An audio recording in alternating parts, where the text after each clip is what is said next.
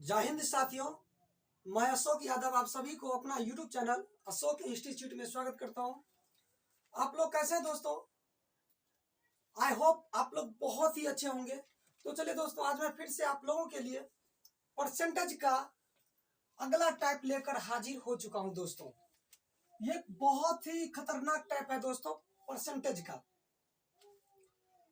आपके सारे competitive exam में इस तरह का प्रश्न पूछा जाता है दोस्तों, और बहुत सारे ऐसे स्टूडेंट आपको मिलेंगे जो इस तरह का प्रश्न एग्जाम हॉल में छोड़ के आते हैं, स्किप करके आते हैं, क्योंकि ये बहुत ही अच्छा टाइप है दोस्तों।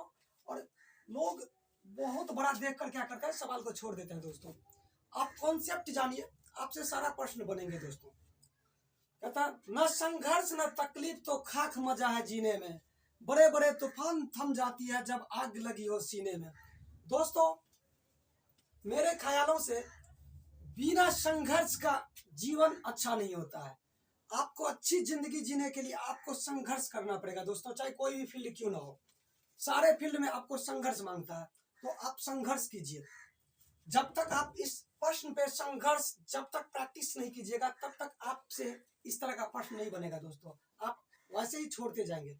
छोड़ना नहीं है। जब आप अपने दिमाग में अगर ये ठान लीजिएगा कि इस तरह का प्रश्न हमसे नहीं बनेगा, हम इस प्रश्न को छोड़ के आगे बढ़ जाते हैं, तो दोस्तों आपसे कॉम्पिटिटिव एग्जाम कभी भी नहीं निकल सकता है। इसीलिए जो सवाल आपसे नहीं बनता, उसी सवाल पे आप अपना दिमाग लगाइए, वहीं से आपका सिलेक्शन होने का चांस बढ़ जाता है दोस्तों।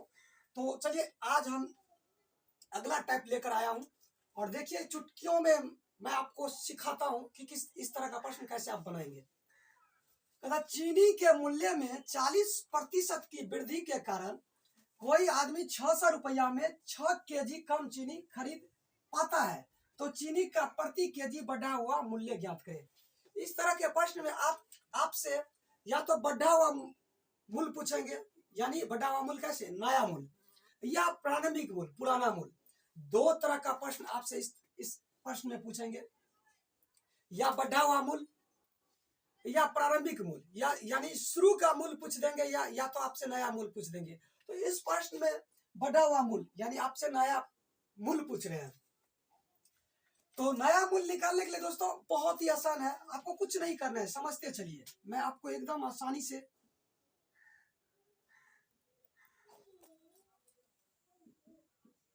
समझाता हूं। देखिए, ये जो 600 रुपया है, ये मेरा अमाउंट है। सबसे पहले नया मूल्य निकालना सीखिए।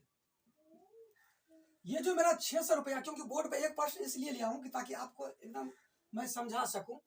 देखिए, ये 600 रुपया जो मेरा अमाउंट है, तो हम 600 रुपया लिखेंगे, गुने 40% है, ये मेरा 40% है। अब बट्टे, ये मेरा टोटल अमाउंट हो गया 600 गुने 40%, बट्टे जो नीचे में भाग करेंगे, जो 6 केजी कम चीनी खरीद पाता है, तो 6 केजी जो कम या ज्यादा, वो उसको हम क्या करेंगे दोस्तों, नीचे में रखेंगे। देखिए, यानी ये जो प्रतिशत है, ये प्रतिशत को हटा के आप गुने 100 कर दीजिए, या प्रतिशत से, जैसे प्रतिशत रहता तो इस प्रतिशत से 2 जीरो काट देते, लेकिन आप नहीं समझ पाते उतना। तो देखिए, 40% मीन्स क्या होता है, 40/100, 40/100 की है। और हमेशा याद रखिएगा, नीचे में जो 6 केजी कम चीनी खरीद पाता है, वो नीचे में रहेगा दोस्तों। तो देखिए, 600 गुने 40%, 40% मीन्स क्या होता है, 40/100। तो 40/100 किया, हमको सिर्फ नीचा में क्या लिखना है, जो 6 केजी या 10 केजी, जो 5 केजी बढ़ा या घटा रहेगा, उसको नीचे में रखेंगे दोस्तों। अब इसको काटिए, 2 जीरो से 2 जीरो कैंसिल हो गया, ये 6 से 6 कैंसिल हो गया, तो बचा कितना, 40। ठीक है दोस्तों, 40 रुपया। अब क्या करना है दोस्तों, ये तो आपका आंसर निकल गया कि 40 रुपया नया मूल्य निकल के आपके सामने आ गया। लेकिन आपके सामने में प्रारंभिक मूल्य पूछ देते हैं। देखिए, दूसरा टाइप सीख लीजिए इसी में। अगर आपसे इस प्रश्न में प्रारंभिक प्रारंभिक मूल्य आपसे पूछते तो आपको कुछ नहीं करना है। ये जो 40% है, इस 40% को आप क्या लिख सकते हैं, पहले यहाँ पे सीख लीजिए। देखिए 40% को आप क्या लिख सकते हैं, 40% को 40/100 लिख सकते हैं। सीखिए एकदम जीरो से, 20 दूना 40 और 20 पंचे 100, यानी 2/5। मीन्स आप समझ गए दोस्तों कि 40% को 2/5 हम लिख सकते हैं। 40% को हम 2/5 लिख सकते हैं। अब यहाँ पे ठहरिए थोड़ा। कहता है कि 40% की वृद्धि के कारण, अगर आपसे वृद्धि पूछे 40% की वृद्धि या 20% की कमी, कुछ भी वृद्धि और कमी पे ध्यान देना है।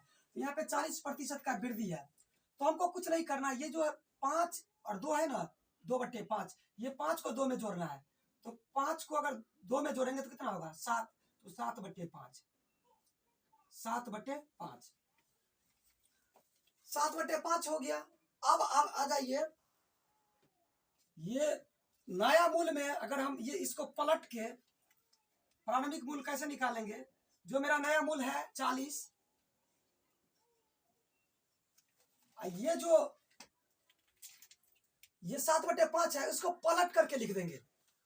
नया मूल्य में हम क्या करेंगे, इसको पलट के लिख देंगे। 7/5 है तो हम क्या करेंगे, 5/7 से गुना करेंगे, 5/7 से गुना करेंगे। तो 40 पंचे 200, 200/7 आपका दोस्तों आंसर निकल के आ गया। इसको आप तोड़ भी सकते हैं पूर्णांक में, आप इसको पूर्णांक में तोड़ लीजिएगा।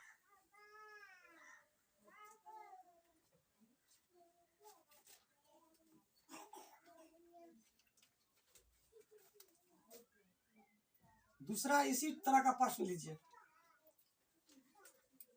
कहता गेहूं के मूल्य में 20% की कमी होने से ललिता ₹320 में 5 किलोग्राम अधिक गेहूं खरीद सकती है।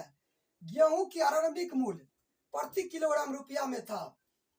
यानी शुरू का मूल्य पूछ रहा है, प्रारंभिक मूल्य पूछ रहा है, आरंभिक मूल्य पूछ रहा है दोस्तों। तो सबसे पहले आपको नया मूल्य निकालना है। ट्राई कीजिए दोस्तों।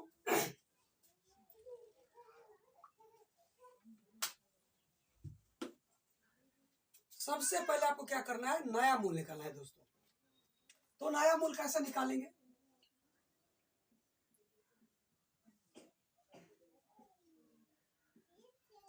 नया मूल्य आप कैसे निकालेंगे, सबसे पहले ये सीखिए। कहता गेहूं के मूल्य में 20% कमी होने से ललिता 320 रुपये में 5 किलोग्राम यानी 5 kg अधिक गेहूं खरीद सकती है। बस कुछ नहीं करना है, 320 रुपया है, इसको परसेंटेज से गुना करेंगे। जितना परसेंटेज कमी या वृद्धि करेगा, तो 20% की कमी है तो 20, प्रतिशत हटेगा तो नीचा में 100 सटेगा। और कितना ज्यादा खरीद पाता है, 5 kg अधिक गेहूं खरीद सकते है। तो 5 को हम क्या करेंगे, नीचे में रखेंगे। अब इसको काटिए, देखिए 20 पंचे 100, ठीक है। अब 5 से इसको काटिए, 5 छक्के 30 और 5 चौका 20, यानी 64/5, 64/5। ये आपका नया मूल्य निकल के आ गया। ठीक है दोस्तों, ऐसे ही रहने दीजिए। अब आपको क्या करना है, प्रारंभिक मूल्य पे चलना है।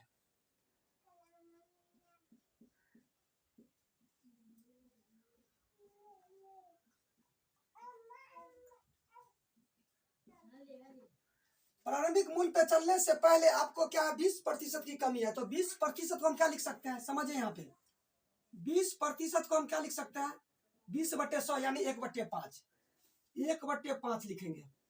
देखिए 20% है तो देखिए 20 बट्टे अगर हम 100 करेंगे तो 20 पंचे 100, 1/5 नहीं होगा। तो 20% बराबर कितना हो जाएगा, 1/5। कहता 20% की कमी होने से, तो कमी की बात जब भी आ जाए तो 5 में क्या करेंगे, 1 को घटाएंगे तो कितना हो जाएगा, 4। तो हम क्या लिख सकते हैं इसको, 4/5, 4/5। अब आ जाइए, प्रारंभिक मूल्य निकालने के लिए क्या करेंगे, नया मूल्य में इसको पलट करके हम कर देंगे गुना। तो प्रारंभिक नया मूल्य मेरा कितना है, 64/5, 64/5 है। प्रारंभिक मूल्य निकालने के लिए क्या करेंगे, नया मूल्य में हम क्या करेंगे, इसको पलट करके लिख देंगे 5/4। देखिए 5 से 5 कैंसिल हो गया और 16 चौका 64 यानी 16 रुपया। कितना आंसर है दोस्तों, ऑप्शन नंबर ए में ही है 16।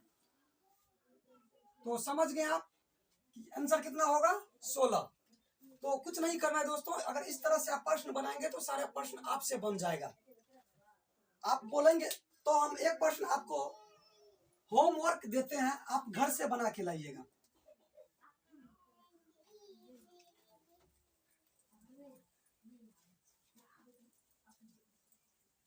एक प्रश्न आप ले लीजिए और आप बना के जरूर आइएगा।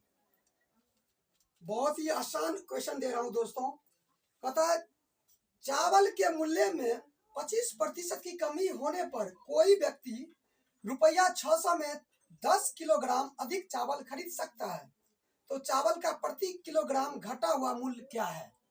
घटा हुआ यानी नया मूल्य। दोस्तों ये तो चुटकियों में आप बना लेंगे, क्योंकि अगर आप कॉन्सेप्ट समझ गए होंगे तो 100% समझे होंगे। आपसे ये प्रश्न जरूर बनेगा दोस्तों, हमें विश्वास है, आप जरूर बना के कमेंट कीजिएगा।